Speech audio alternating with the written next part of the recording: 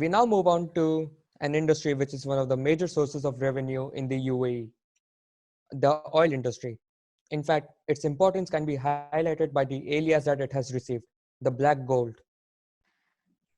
We have Mr. Arpit Tapadiya, who is here to tell us more about the impact of the COVID-19 pandemic on the oil sector.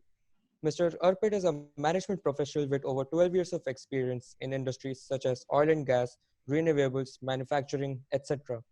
Mr. Arpit has worked in strategy, business assurance, management consultant, corporate planning, project management, operations and maintenance roles so far with companies such as BPHC, ITC, and Encron. He is currently working on strategy and business assurance and advising managing director of Petrofac. He did his MBA from IIM Bangalore and engineering from NIT Trichy. We'd now like to invite Mr. Arpit to the discussion. Thank you, everyone. Hope you are able to hear me. Yes, I can hear you. Yeah. So very good evening, and that was an entire enlightening talk by Dr. Sunita here. And thank you, everyone, for inviting me here. So if I just say, it's a pandemic, and when you talk about oil and gas sector, it has been hit doubly by not only COVID but also the price war between Russia and Saudi. So if you talk about the oil and gas industry, the value chain, there are two components of the value chain. When we talk about the COVID impact, then there are the companies who are producing oil, which we call it IOCs and NOCs, international oil companies and national oil companies, which are producing oils all across the world. And you have the names, big names such as BP, Exxon, Shell, Eni, and the likes. These companies have been hit hard by the oil price. COVID-19 has impacted the supply chain and the existing projects and operations. There are two aspects to it. First is the exploration of the oil. The exploration of the oil depends on how much is the price you are able to sell the final product. That is all on the running fields, where all the fields where we are producing oils, if they have to keep it up and running, you have to generate the revenue. The revenue is directly dependent on how much price you're able to sell. Because of the COVID-19, your overall global demand of oil has decreased substantially because of the restrictions put in by various countries as a precautionary measure. People are not allowed to go out. Your global supply, global demand has come down significantly. At the same time, Russia and Saudi have not agreed to decrease their production. So means we are in a situation where we are having oversupply of the oil, where the demand is falling on. So this has led to a decrease in oil prices substantially. When we talk about some numbers, means it was at around $53 in February end. And when we talk about today, it's come down to 20, 25 in the range. Analysts are saying that, okay, it can go down further. They are eyeing some analysts of the projections that, okay, it can go into $10 to $15 range in a couple of months of time until OPEC and Russia reaches a particular deal so that they can cut short the supply. When you have the demand and supply in line, you will have some good price. So what happens when the prices are low? The prices are low, so it impacts the existing fields, existing oil and gas production. You are able to sell the same product, same crude oil, which you are exploring at a reduced price. Sometimes for some fields, it is much below than the cost of production, which gives them the losses. So nobody wants to do or sell at any particular loss, especially US, which was increasing its exploration and production activity for shale oil and gas, is big. The exploration is becoming unsustainable because the price range of 20 or 30 odd dollars per barrel is not sustainable for these. So this is the impact on the existing field. Second, when we when we talk about the new projects or the development activity which these major oil and gas companies take, they are not able to do the projects, big projects. They were planning for some big projects, and we talk about the global oil and gas scenario. It was pretty decent when we talk about in December 2019. when the prices were around 60 or $65 per barrel. But now since the price have reduced, the companies are facing short of cash. So they are short of cash. So they are pushing all the upcoming projects or the improvement projects or new greenfield or brownfield projects towards the right. Means they are postponing activities. The requirement for these companies is to conserve cash and capex and reduce capex investment, because they are getting less number of cash and reduced revenues because of the oil prices. So there are a couple of effects on this. The oil and gas industry, apart from the international oil and gas companies which are producing oils, are also driven by the oil and gas service provider, such as the company I'm currently working on, it's a Petrofac. It's an oil and gas service providers. So we do all kind of services like in EPC, means when you construct a particular plant right from the start, and you operate and you maintain it also. So because of such the low prices and COVID, the projects which we were getting awarded is shifting towards the right.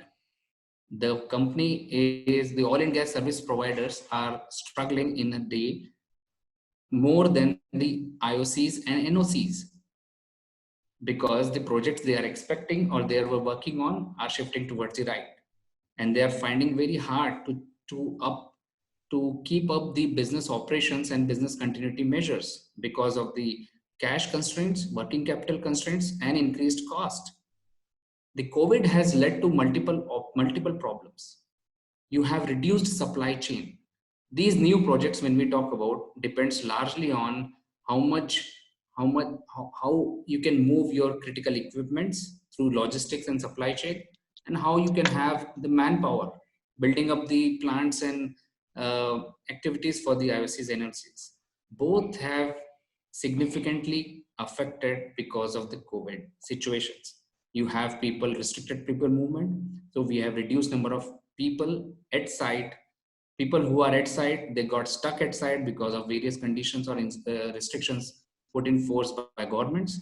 And wherever we've had done the supply chain, or where we were procured critical equipments right from the Europe, China, and US or Asia, they are stuck. Either they are not able to produce, or they are not able to transport. So the existing projects are significantly affected, and the companies are facing increased cost challenges. They are not able to meet the scheduled requirements. They were supposed to complete some projects by 2020 or 2021, but I see that these are all shifting towards the right. There is a significant pressure on oil and gas companies as well as service providers to reduce costs right now, and all the companies are taking such measures, or eyeing their business continuity measures to come up or cope up with the COVID-19 situations. It's a very tough situation right now, and then I can keep on going because of multiple challenges in terms of both oil and gas, NOCs, IOCs, and service providers are facing. This is one of the badly hit industry because of both oil prices as well as the COVID-19 situation. We hope when the COVID-19 situation improves, when we have all the economies are slowly limping up towards normalcy, then we will have slowly the demand picking up. And if at all the agreement has been reached, so we will see a suitable oil price stabilizing to a pretty normal level. We don't know what that normal level yet. It could be around $30, it could be around $50, depending on the situation, which companies cannot predict as of now. But when things stabilizes also, I'm sure when we want to come back to a December 19 level, it will take another couple of years as well. That's it from my side. All right, that was a very informative speech indeed. However, in your speech, I noticed that you talked about the global situation of the oil industry throughout this pandemic. Um, I believe that our viewers, especially the ones living in the UAE, would like to know that since the oil industry is one of the biggest industries that keeps the UAE moving forward, apart from tourism and business, it depends heavily on this industry. So if the situation keeps on going like this, then does the UAE have any plan to at least come back or minimize the damage done to this industry so that the economy over here doesn't take a huge hit?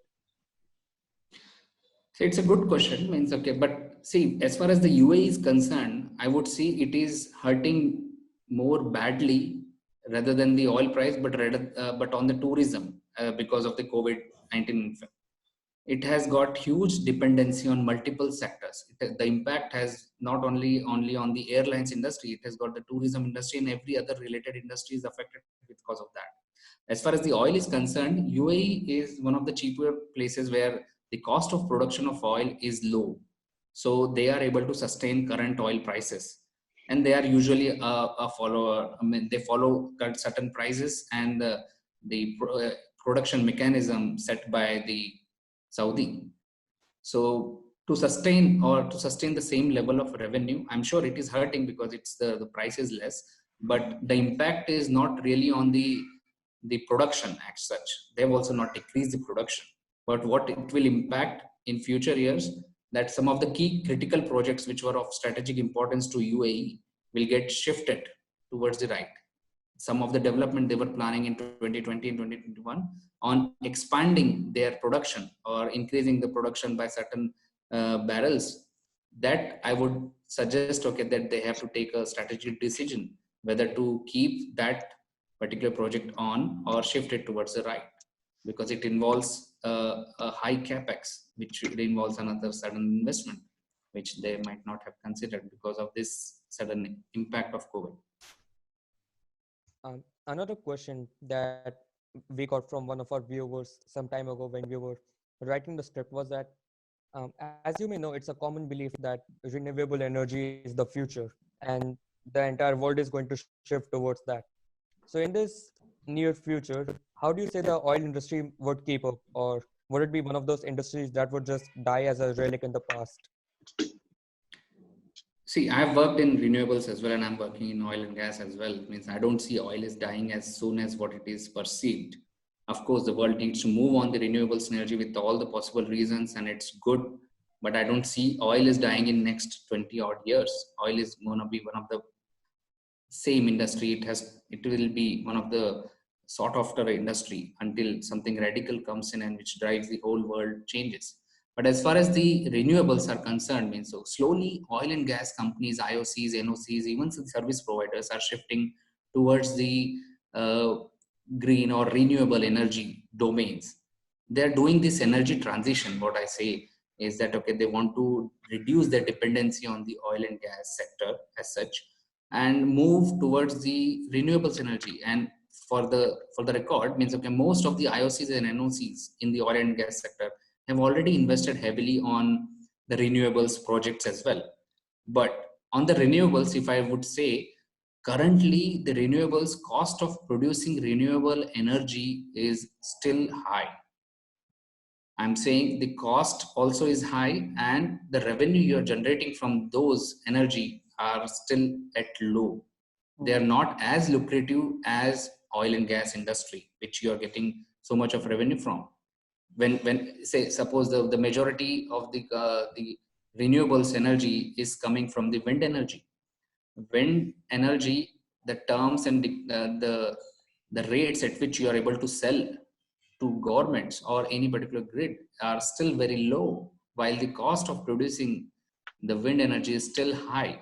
So it totally depends on which geography you are going for the renewable energy and where are you tapping. It's not very, double digit margin business where you can expect rapid movement towards or rapid shift from oil and gas to renewables. But slowly, people are anyway taking futuristic steps, and they are moving slowly towards the energy transition. All right, thank you very much. Is there anything else any of the other speakers would like to ask? Yeah, hi, I have a question for Arpit. This is Sharad. Arpit, any views on how do you guys or how the industry is viewing this meeting between OPEC plus and US on determining the next course of action as far as the production is concerned?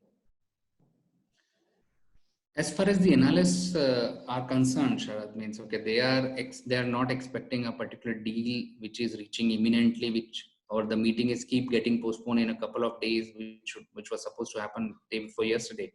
So it keeps on pushing. But I think the companies and the IOCs, NOCs are preparing for a possible reduced price of oil, maybe around even further low to $10 to $15 or $20. 20 is already there. $15 also they're preparing. So what the steps these companies are taking is that much futuristic scenario, whether if these prices are sustaining for a certain period of time, they need to reduce their cost. So IOCs and NOCs are now working towards reducing the cost, and we can see such measures coming out in public as well, that the measures they have been taken. So analysts are saying that okay, that by June or something, or by even for the later half of the year, when you see the average price for the year, it would be around same $20 to $25 for the whole year. So they are expecting low prices only. They are not expecting immediate answers or immediate positive news from the OPEC meeting.